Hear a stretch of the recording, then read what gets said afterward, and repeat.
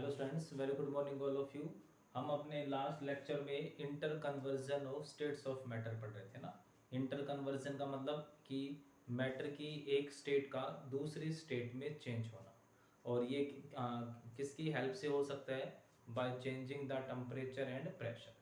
तो टेम्परेचर में चेंज करके ये हम कर सकते हैं, या फिर हम प्रेशर को चेंज करके ये सारा काम कर सकते हैं। ठीक है, तो हम सबसे पहले पढ़ रहे थे इफेक्ट ऑफ टेम्परेचर, और उस इफेक्ट ऑफ टेम्परेचर में हमने सॉलिड को लिक्विड में कन्वर्ट किया था। आज हम डिस्कस करेंगे लिक्विड टू सॉलिड रिवर्स। ठीक है, तो लिक्विड को सॉलिड में कन्वर्ट करेंगे। तो हमने लास्ट में पढ़ा था सॉलिड को लिक्विड में, आज है लिक्विड को सॉलिड में। तो इस प्रोसेस को क्या बोलेंगे, और जिस टेम्परेचर पे लिक्विड सॉलिड में कन्वर्ट होगा उस टेम्परेचर को क्या बोलेंगे? तो वो जो टेम्परेचर आएगा उस टेम्परेचर को हम क्या बोलते हैं? Freezing point. ठीक है, तो फ्रीजिंग पॉइंट का मतलब क्या होगा? The temperature at which liquid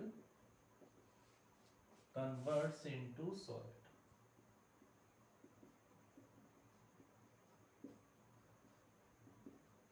जिस टेम्परेचर पे लिक्विड सॉलिड में कन्वर्ट हो जाए एट एटमॉस्फेरिक प्रेशर।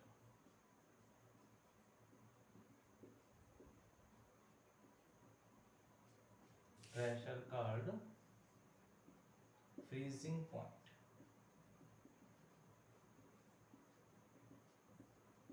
ठीक है, उसको हम क्या बोलेंगे? Freezing point. और जिस टेम्परेचर और ये जो प्रोसेस होगी उस प्रोसेस को हम क्या बोलते हैं?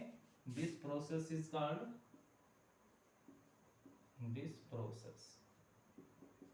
कॉल्ड फ्रीजिंग और सोलिडिफिकेशन।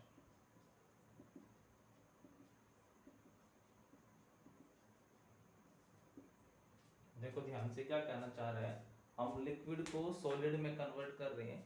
तो सबसे पहले डेफिनेशन क्या कहता है फ्रीजिंग पॉइंट की? जिस टेम्परेचर पे कोई भी लिक्विड सॉलिड में कन्वर्ट हो जाए, converts into solid at atmospheric pressure called freezing point. ठीक है, और इस प्रोसेस को हम क्या बोलेंगे? सॉलिडिफिकेशन। मतलब कि लिक्विड का सॉलिड में कन्वर्ट होना सॉलिडिफिकेशन कहलाएगा। ठीक है, अब हम इसमें क्या करेंगे? हम इस केस में टेम्परेचर को डिक्रीज करते जाएंगे, है ना। हमने लिक्विड को सॉलिड में कन्वर्ट करना है, मतलब लिक्विड की एनर्जी ज़्यादा होती है और सॉलिड की एनर्जी क्या होती है? कम होती है।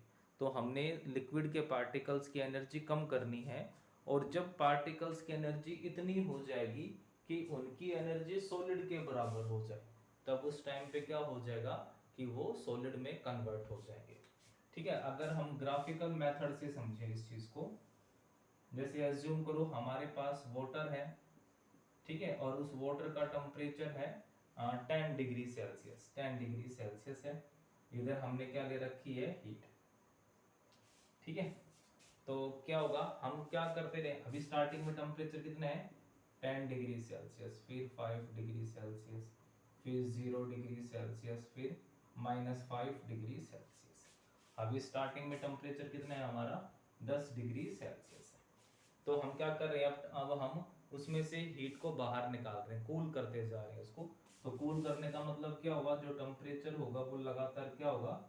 डिक्रीज होगा। जैसे ही टेम्परेचर कहाँ पर पहुंचेगा? उसके फ्रीजिंग पॉइंट के ऊपर पहुंचेगा, तो टेम्परेचर क्या हो जाएगा? कांस्टेंट हो जाएगा। मतलब टेम्परेचर अब चेंज नहीं होगा। 10 डिग्री सेल्सियस से लेकर के 0 डिग्री सेल्सियस तक तो चेंज हो गया वो। फिर 0 डिग्री सेल्सियस पे पहुंच करके कुछ टाइम के लिए टेम्परेचर क्या हो जाएगा? कांस्टेंट। और ये कब तक कांस्टेंट रहेगा? जब तक कि वो पूरा का पूरा लिक्विड सॉलिड में कन्वर्ट नहीं हो जाता। और जैसे ही वो सॉलिड में पूरा कन्वर्ट हो गया, फर्दर टेम्परेचर डिक्रीज होना स्टार्ट हो जाएगा। मतलब ये जो पॉइंट है 0 डिग्री सेल्सियस पे, उसकी फिजिकल स्टेट क्या है? लिक्विड है। और ये वाला जो पॉइंट है यहाँ पर भी टेम्परेचर 0 डिग्री सेल्सियस है, बट वो किस में कन्वर्ट हो गया? सॉलिड में। और ये वाली जो एनर्जी है वो एनर्जी क्या कहलाएगी? हमने अपने लास्ट वीडियो में देखा था, लेटेंट हीट ऑफ फ्यूजन।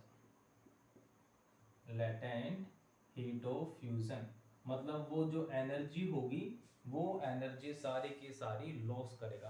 अगर आपको ध्यान हो, हमने अपने लास्ट लेक्चर में देखा था कि जब हम उसको एनर्जी दे रहे थे तब टेम्परेचर बढ़ रहा था, जैसे ही टेम्परेचर उसके फ्रीजिंग मेल्टिंग पॉइंट पे आया था कुछ देर के लिए टेम्परेचर क्या हो गया था, कांस्टेंट। तो वो एनर्जी जब टेम्परेचर कांस्टेंट रहेगा उस एनर्जी को हमने क्या नाम दिया था, लेटेंट हीट ऑफ फ्यूजन। तो ऐसा एक सेम केस यहाँ पर भी होगा कि जब हम उसको फ्रीज कर रहे होंगे तो टेम्परेचर फिर से कांस्टेंट होगा। अब इसके ऊपर क्वेश्चन आता है कि अज्यूम करो हमारे पास 1 किलोग्राम लिक्विड है, वाटर है, टेम्परेचर 0 डिग्री सेल्सियस है। 1 किलोग्राम आइस है, उसका टेम्परेचर भी 0 डिग्री सेल्सियस है। तो दोनों का टेम्परेचर सेम है 0 डिग्री सेल्सियस। तो दोनों में बेटर कूलिंग एजेंट कौन होगा, मतलब कि हमने पानी को ठंडा करना है। अब उस पानी को ठंडा करने के दो ऑप्शन है, एक तरफ 1 किलोग्राम बर्फ रखी हुई है आइस जिसका टेम्परेचर 0 है, दूसरी तरफ 1 किलोग्राम पानी है उसका टेम्परेचर भी 0 डिग्री सेल्सियस है। तो आप इन दोनों में से किसका यूज करना पसंद करोगे, या दोनों में से कोई भी चूज कर सकते हो। दोनों का टेम्परेचर सेम है तो हम किसको चूज करेंगे, हम आइस को चूज करेंगे। रीजन क्या होगा, क्योंकि आइस की एनर्जी वाटर की एनर्जी से कितनी कम है, लेटेंट हीट ऑफ फ्यूजन, है ना। आइस की एनर्जी कम है तो जितनी एनर्जी कम होगी वो उतनी ज्यादा एनर्जी को सोख पाएगा। अब जिसका पेट पहले से भरा हुआ है तो वो क्या करेगा, वो बहुत कम चीज लेकर खा पाएगा।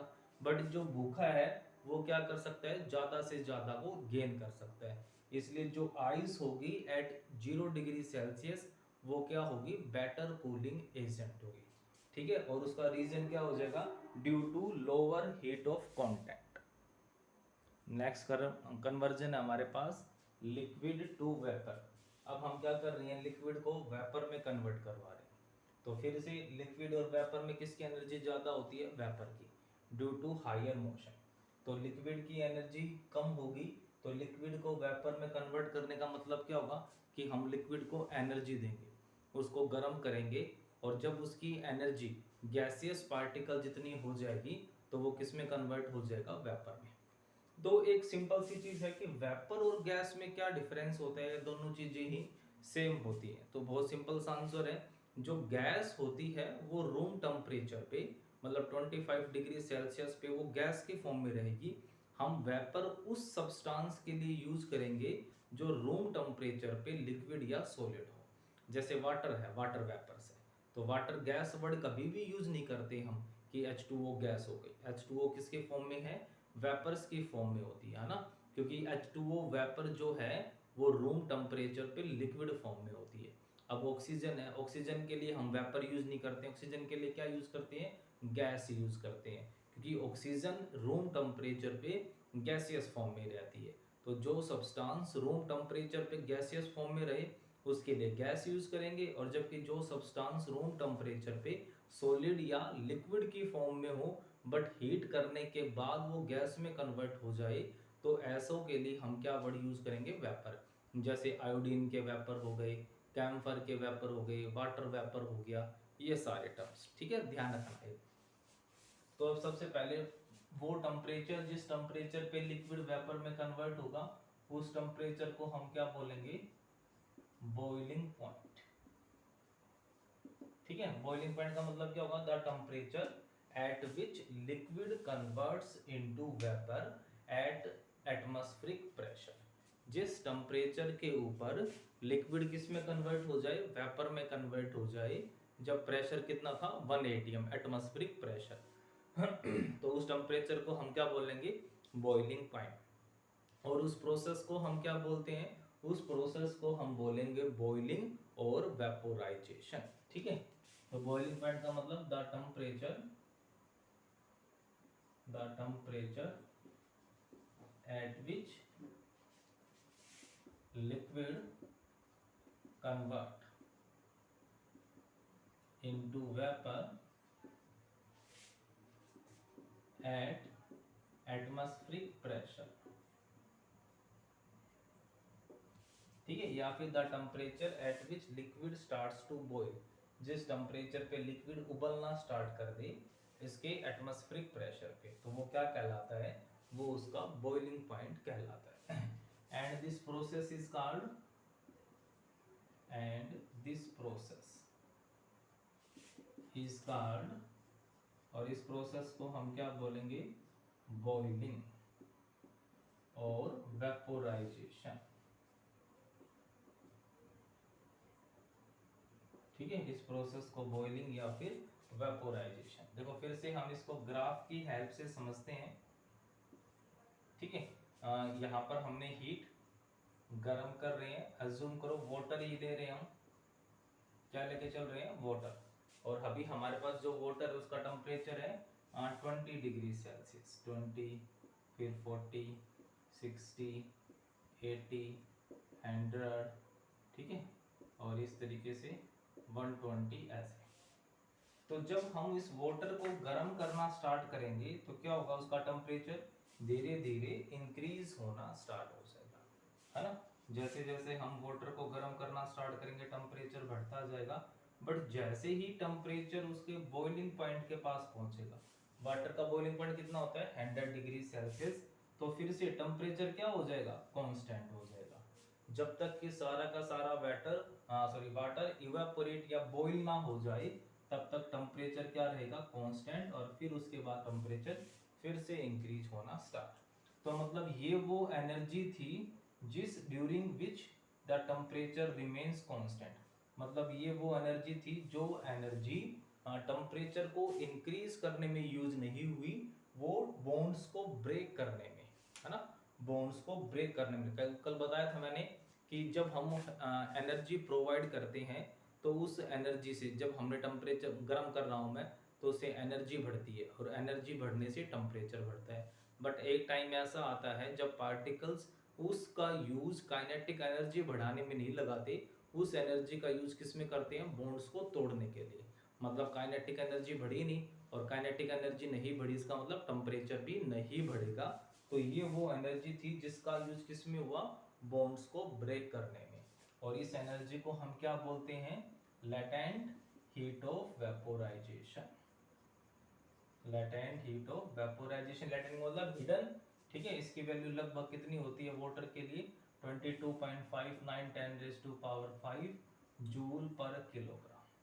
ठीक है, अब इसकी डेफिनेशन क्या हो जाएगी, the amount of heat required to convert 1 kilogram of liquid into vapour at its boiling point. ठीक है, कितनी एनर्जी की रिक्वायरमेंट होगी 1 किलोग्राम लिक्विड को वेपर में कन्वर्ट करने के लिए, जब प्रेशर एटमॉस्फेरिक हो और टेम्परेचर उसका बॉइलिंग पॉइंट हो।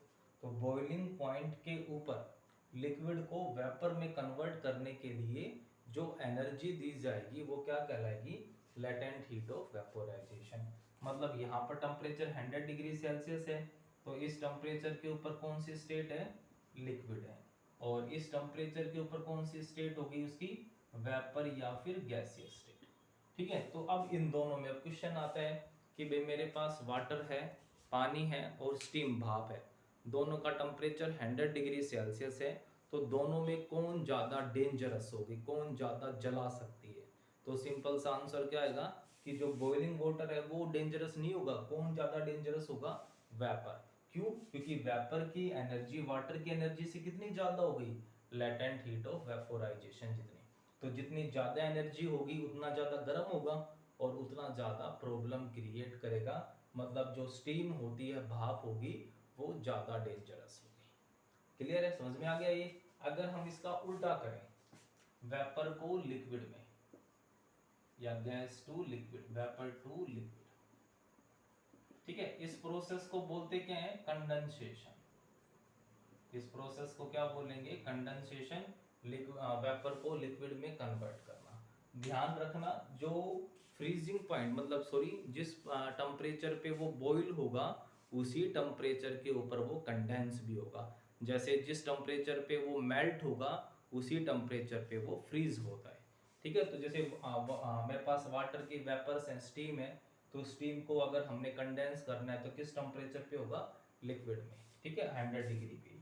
तो ये क्या हो जाएगी उसकी रिवर्स कर्व। तो जब हम टेम्परेचर को डिक्रीज करते जाएंगे, तो हम जब उसको कूल करेंगे, ठंडा करेंगे, टेम्परेचर घटेगा, बट जैसे टेम्परेचर 100 डिग्री सेल्सियस आएगा, कुछ देर के लिए टेम्परेचर क्या हो जाएगा, कांस्टेंट। कब तक, जब तक कि वो सारे के सारे स्टीम लिक्विफाई नहीं हो जाती, और फर्दर अगर हम उसको कूल करेंगे तो टेम्परेचर लगातार डिक्रीज होता जाएगा। ठीक है, तो सिंपल सा टॉपिक है, आप इसको थोड़ा सा ध्यान से पढ़ोगे तो इजीली हो जाएगा। बाकी का हम अपने नेक्स्ट लेक्चर में डिस्कस करेंगे। Okay, thank you.